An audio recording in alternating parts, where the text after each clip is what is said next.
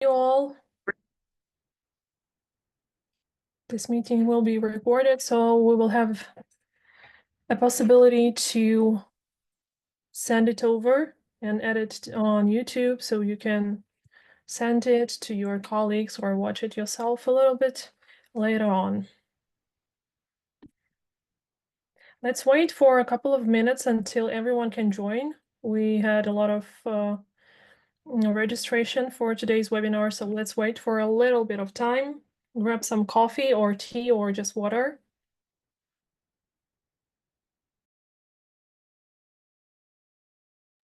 I'm seeing a lot of people, even Foldaly's users are here joining.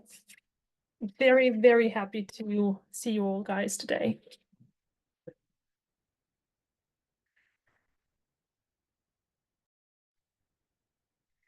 Can you please let me know whether you are hearing me? Is the connection stable? Just press something in the chat so I can understand that I'm not having any difficulties or issues with the sound. Please let me know.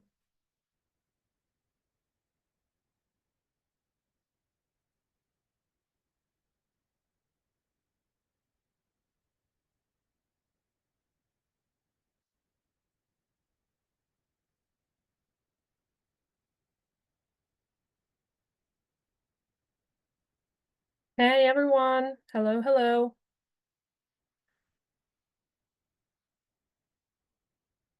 Hi, Greg.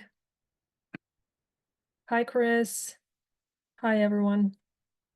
Please let me know if you can hear me, please.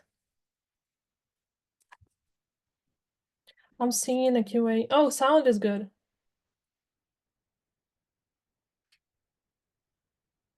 Just a sec, I will enable a chat.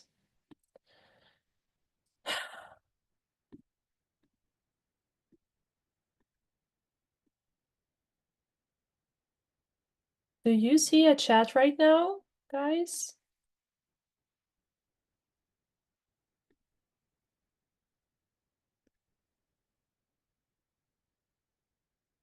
Hope so. I enabled chat. There is a Q&A session. I see that you are saying yeah, everything is fine. Okay. Let's just start then. This is how we'll do that. So we're having like 1 hour of our time, precious time today for this session. I will let you know about the newest rules and updates from Google, Microsoft Outlook, all of these bodies you know already. Please, by the way, please drop your location and the rule in the chat or in the Q&A session if the chat is not there still, so I can understand our global mix today. I see, yeah, enable.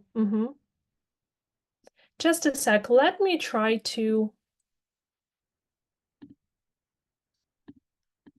enable a chat. I'm not sure actually. Maybe. That's interesting.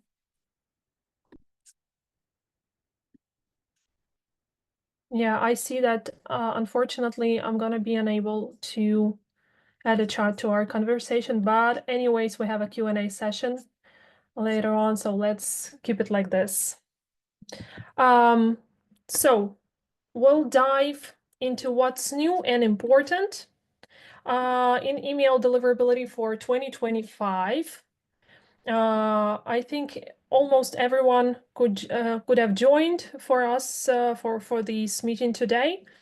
I will save some time at the end of our meeting for all your questions, so feel free to jot them down during the presentation. And let me try to share the screen.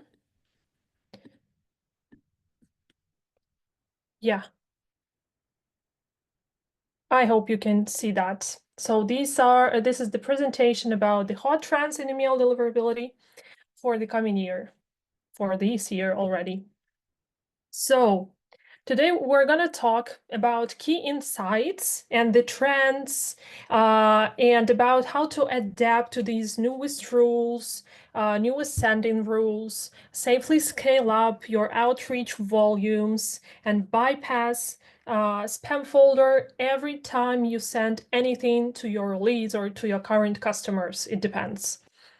Looking ahead, your outreach in 2025 needs better tech setup, even better than before.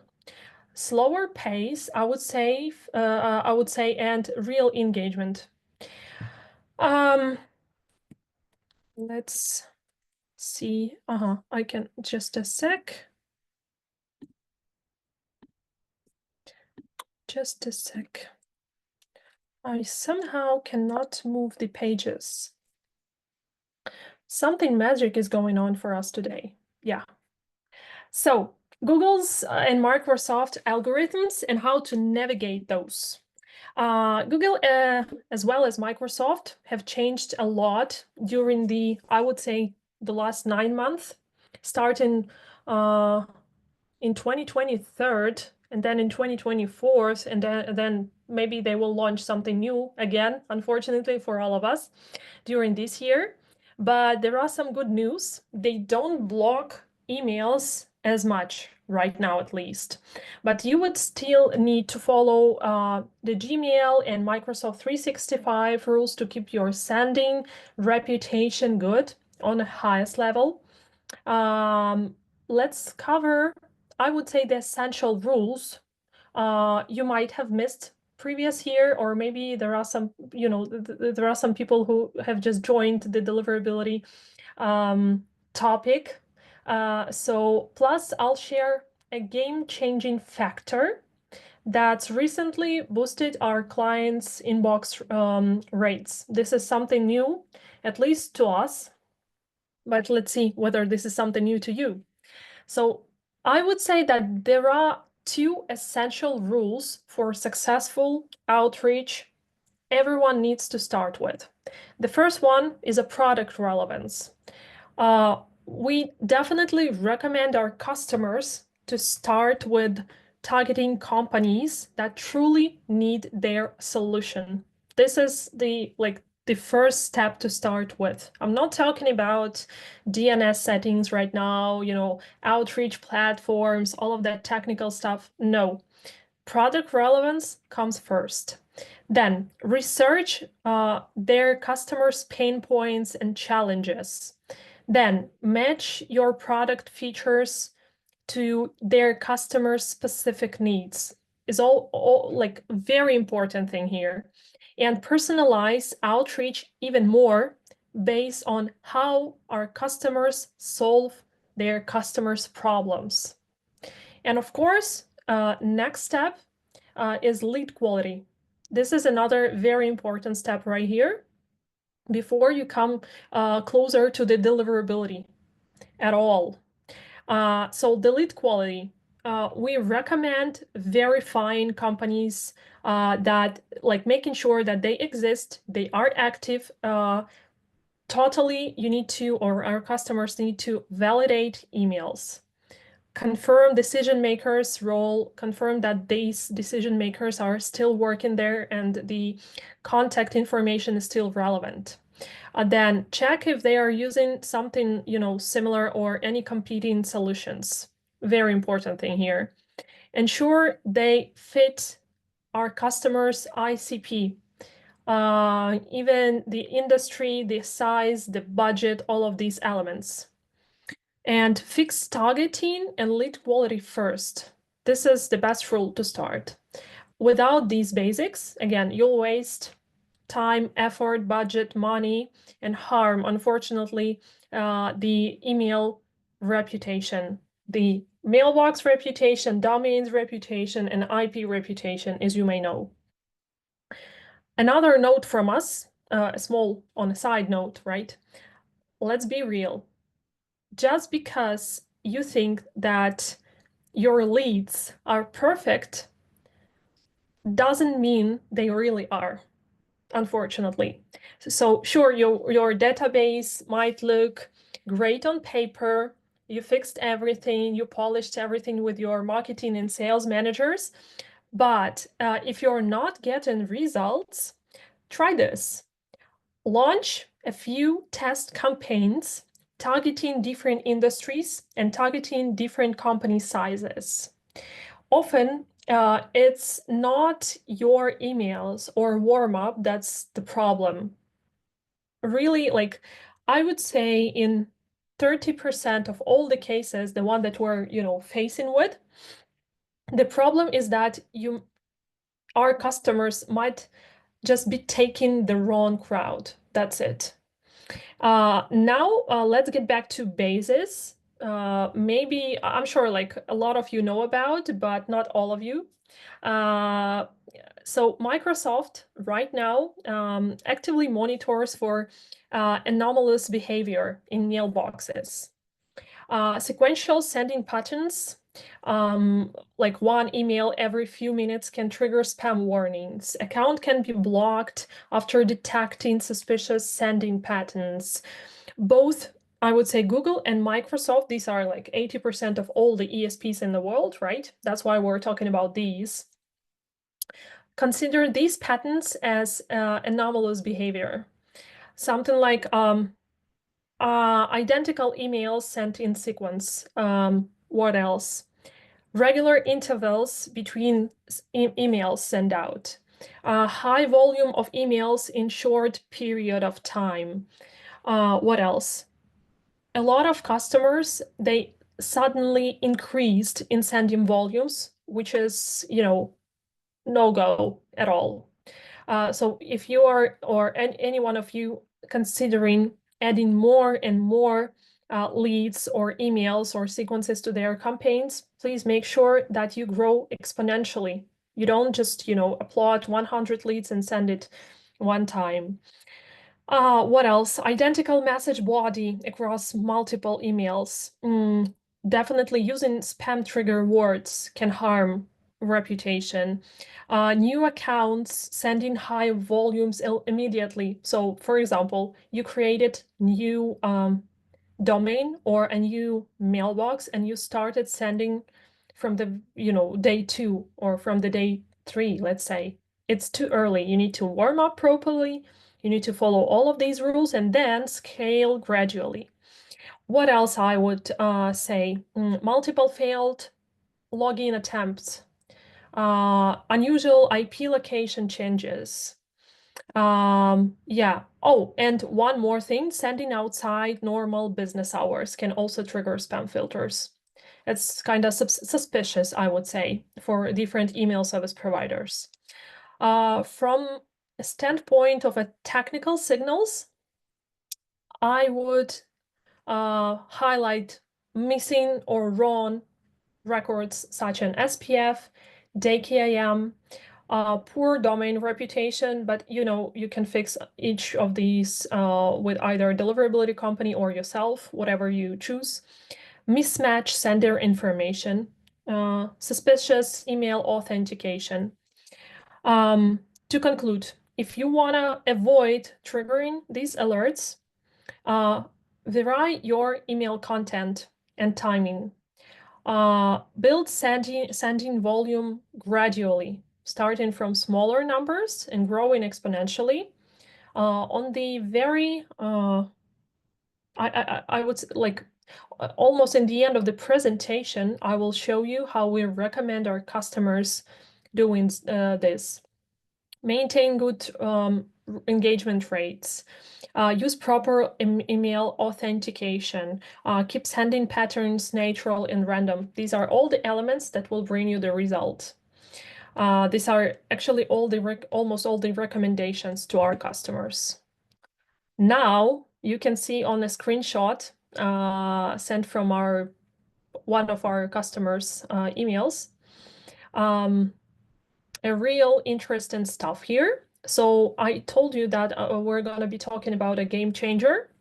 I mentioned this in the very beginning. So our tech team that is working very closely with our valued customers, really like customer success team of Foldly, they noticed some of their clients or servers fail to interpret special characters. So we're now working very closely with our customers to refine their either newsletters or their email templates if they're sending cold outreach, right? And to make sure those special characters do not trigger spam filters. You can see the just an example right here. So these spam triggers are called broken symbols or broken spelling symbols. You can check it on web, but I'm not sure whether Google have a lot of information regarding this so far.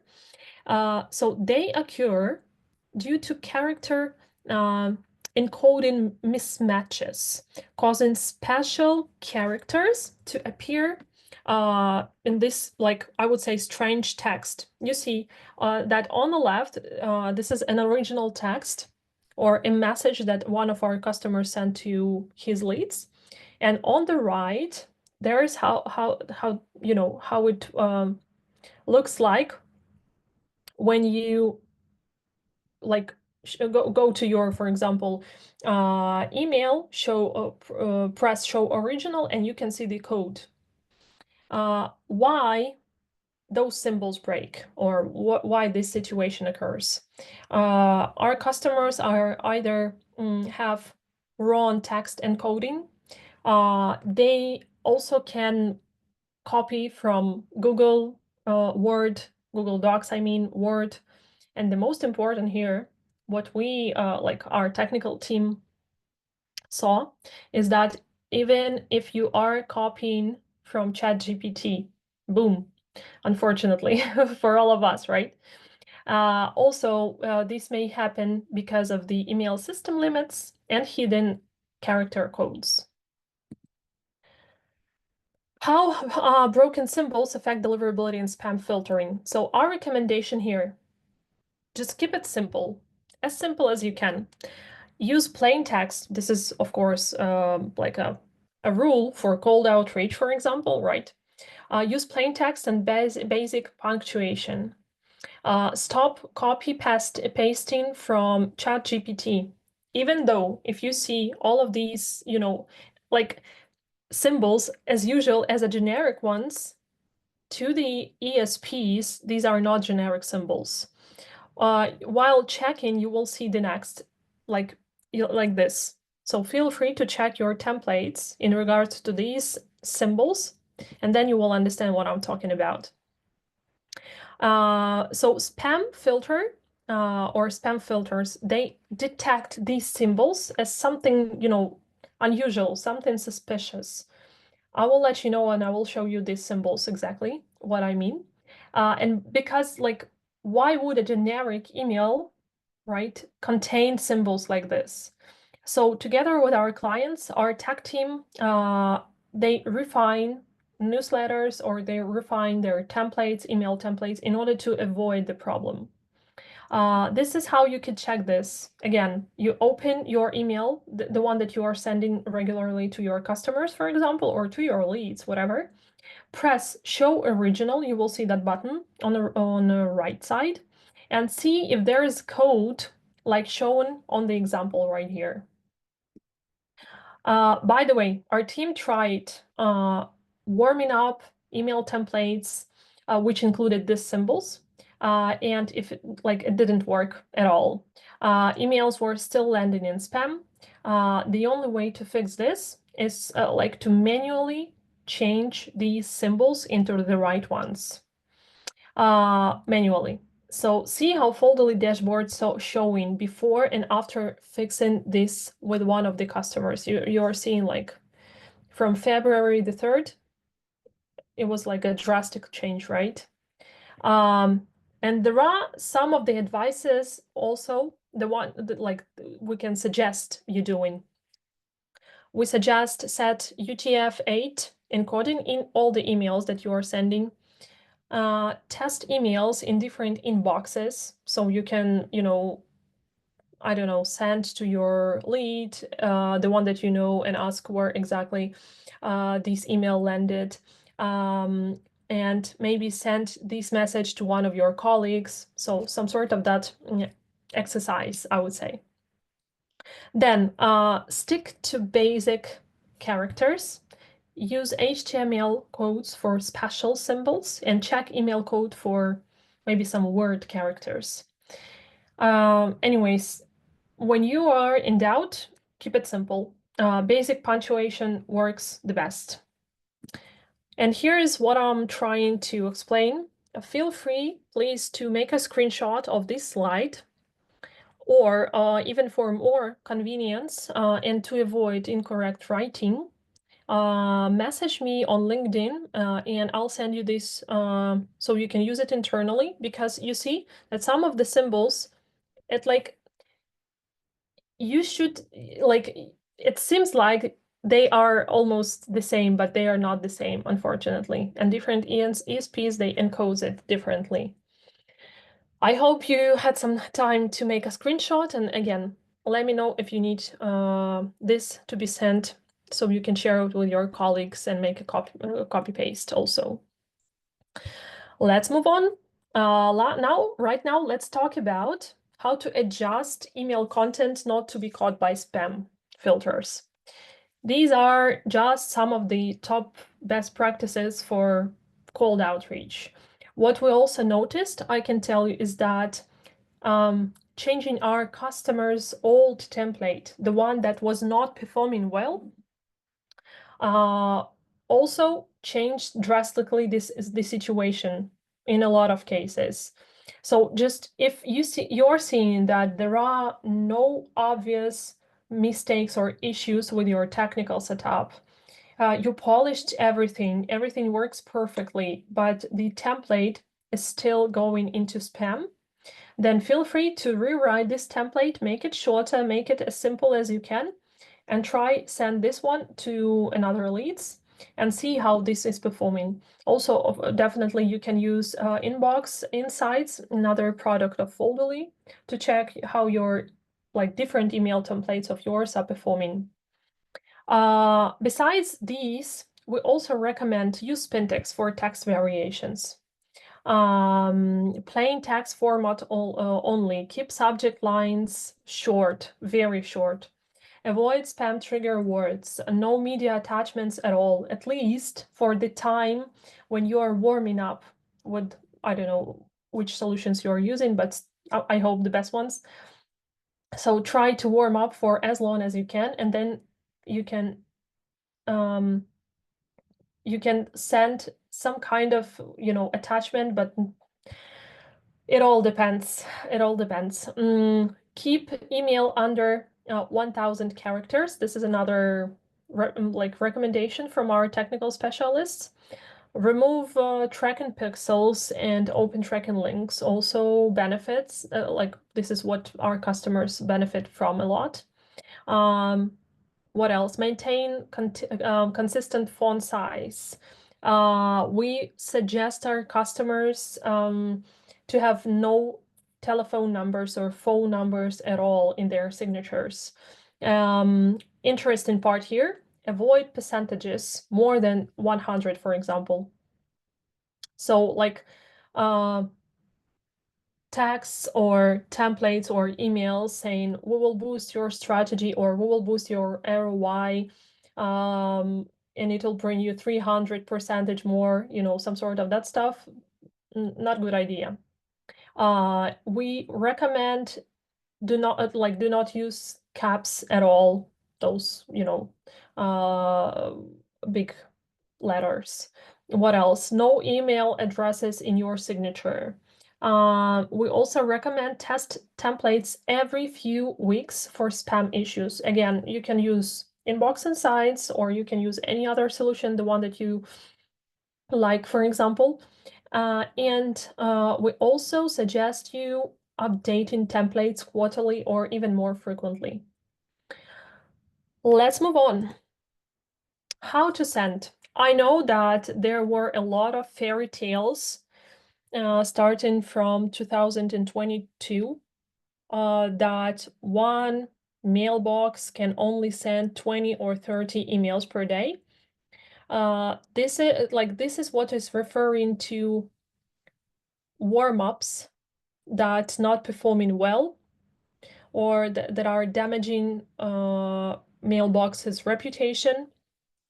Or for the customers that only have warm-ups in place, but still have, for example, poor technical, I don't know, background or poor mailbox or IP or whatever reputation. So with Foldly, our customers are able to send from 100 to 150 to 100 emails per day using just one mailbox. But only in the case if they are doing everything properly. If they check the DNS, if they avoid spam words and all the stuff that I have just mentioned before. So first of all, we need to admit that newly created domains tend to fall into spam more quickly than the one that have been in use before. All domains have more reliable reputation. So if you are choosing between old or new domain, we would suggest you using old domain. At least it has some reputation. This is a normal process to fall into spam, then get back to inbox. Like there is gonna be always up and downs. That's normal situation. ESP track the behavior with your emails and how your reputation is right now. If a user ends up in spam and then other recipients mark this user's mailbox or email as important to remove from spam and promo or replies back in a positive manner, then the user is active and interesting. You're not going to be blocked. Either your like mailbox, IP, or domain. That's why you need a quality warm-up solution. That's it. And don't worry if things aren't perfect right away. You just need some time and some expertise, of course. Benchmarks to share. For a brand new domain, it usually takes from 3 to 6 months to get to 100, 150, 200 emails per day to be sent, only using just one mailbox. This is for new domain. That's why we recommend, again, using the domain that you have been using before. What else? The real sending capacity. This is our recommendations, but make a screenshot if you need. I can also send it over to you via email or LinkedIn message, but we recommend this only for Foldly's customers. So if you are using some warm-up tools, but not the Foldly deliverability tool or platform, then of course you better stick to the benchmarks that this platform suggests you to, right? Either 30 or 50 emails per day, not more. This is a regular practice. Foldly's customers are able to send 100 to 200 emails per day using just one mailbox, single mailbox. These benchmarks, what else? They apply to both mailbox and domain warm-ups. I hope you made some screenshots. This is actually pretty much it, what I wanted to share with you. I hope you enjoyed. I hope you saw some interesting and new information. And I hope that these insights help improve your email deliverability. Let's move to the QA session. I'd love to hear your questions. And I hope that I see. I hope that I was sharing the presentation, but now I see I did. So does Stefan Oth asks, does this information translate well from B2B to B2C or D2C? I'm not sure what exactly you meant, Stefan. If you wish, you can maybe rewrite your question. I'm not sure what exactly you meant. Francesco, will you guys share the recording of this presentation? Yes, we definitely will do. We will send you this record that's going to be added to YouTube, so you can share with your colleagues, and you can also take a look at this. Target, hey Greg, again, target is 200 emails per day. Is that just first touches or does that include follow-ups too? So Greg, thanks for your question. 200 emails is a total 200 emails to be sent to your real leads. At Folderly, we have best practices to send not more than 500 emails out of just one mailbox in one day. But this 500 emails contains 200 emails max is a warm-up emails, the one that you can have with Folderly, for example. But again, I can also only guarantee you something with the Folderly platform. Another 200 is going to be your real sendouts, whether first touches or any sequence step of the sequences, whatever. And 100, which is left out of this 500, it can be your replies, forwards, internal communication, some sort of that. I hope I answered your question. Amrita asks how to use automation since sequences and identical messages are core in any tool. We don't have personalization that allows to keep different time delays. Can you suggest a solution? I can only suggest a couple of the solutions, the one that our customers are the most happy with. You can check whether they have what you are referring to, Amrita. So number one, I would say that Reply is one of the best platforms, send out platforms. I also heard a lot of nice reviews about Woodpecker. Some of our users, they are happy with Snow.io or Snow.io. Yeah, feel free. And I will also have some article on that regard. Can you please, Amrita, send me an email or send me a LinkedIn message, and I will send you an article with more explanation and with more examples of the platforms like this. Xenia, what are the recommendations for increasing the open rate? How to increase the open rate? Sure, there are some recommendations. Again, you need to verify and make sure that the leads are like the best ones, that you need to verify email addresses or validate email addresses. You need to focus on your ICP, and you need to send nice message. So this message trigger your leads to answer.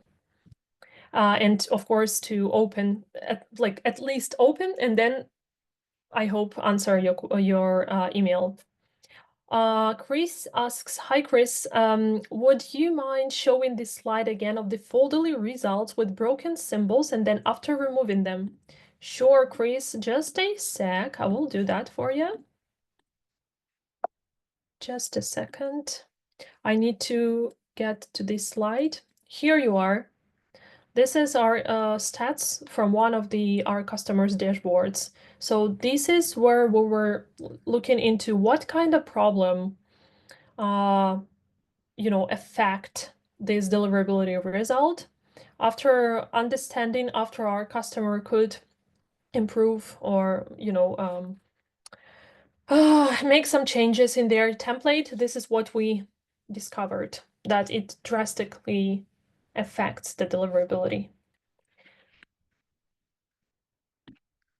Let me know if you have more questions, Chris. Hamza, I have a dedicated IP address and I have domains that were bought like 8 and 9 months ago, and I just made mailboxes on them. Can I scale up to 200 emails per day quick? No, you cannot. Or you can do that, but you need to understand that you will be unfortunately placed, or your emails will be placed in spam very fast. So I do not recommend doing this unless you warm up your mailboxes for quite some time. The reputation is building from at least 8 to 12 weeks. This is bare minimum. So you need to calculate how many days you would need. And then after that, you can start slowly sending like 10 or 15 emails per day, and then exponentially grow with 10 more each day. So in 10 more days, you will get to 200 emails per day. And you need to keep an eye on your reputation, spammy words, and all this stuff.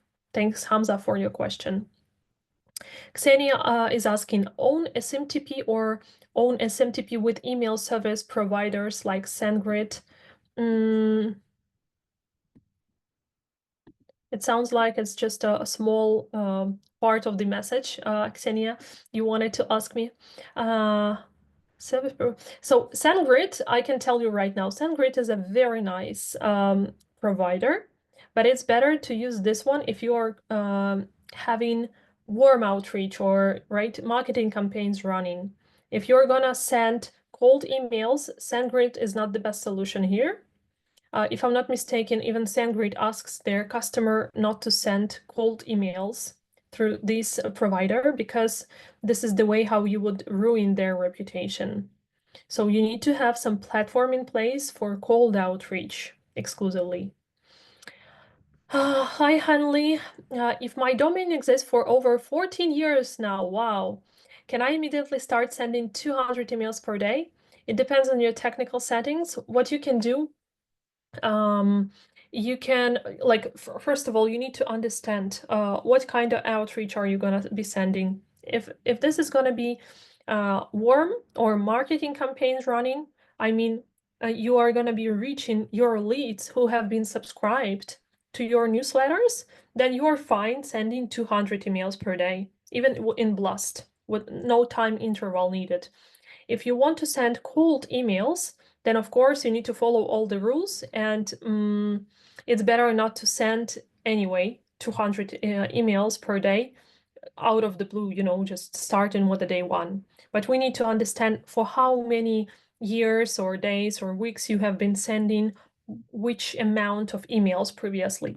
If you want, you can also DM me on LinkedIn and we can check your current situation and I can give you some more information on this. Hi, Yuri. What are the main reasons for an email ending up in the promotions or other folders?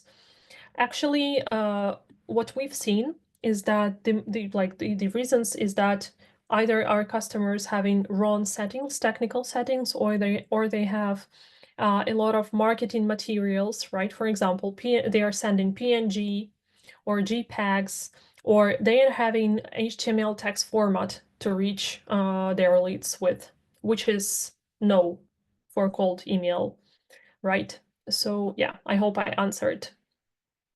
Xenia is asking, after the automatic warm-up of a new domain in Folderly, with which number of emails to send should we start? We would suggest to start with maybe from 10 to 15 emails per day and then scale gradually. You can write me on LinkedIn. I will send you benchmarks, the numbers to start with for brand new domains or brand new mailboxes, and where and how long will you be scaling and to which numbers. Hamza, what should be the best SPF demarc policy for new mailboxes? SPF soft fail or hard fail, demarc, non-quarantine, or reject? It all depends, Hamza. Nice question. I love your approach.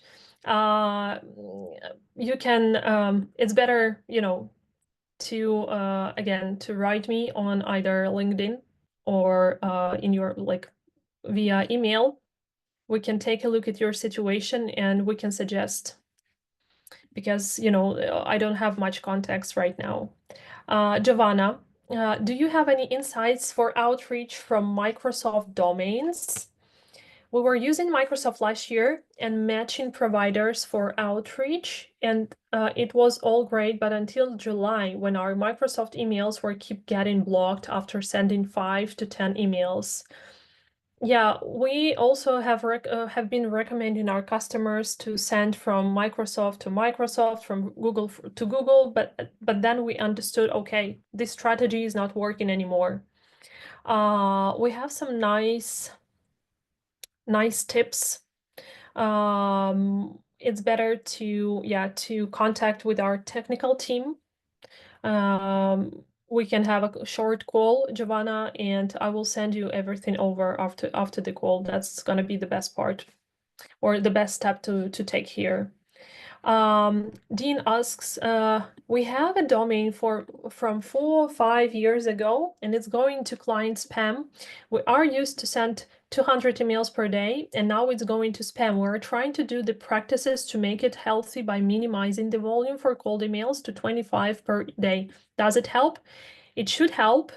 But anyway, even if you're sending 25 emails per day, and you know that you have been or your emails have been landing in spam for quite some time, we recommend you starting with all of the technical settings, the one that I was mentioning, plus having best-in-class warm-up.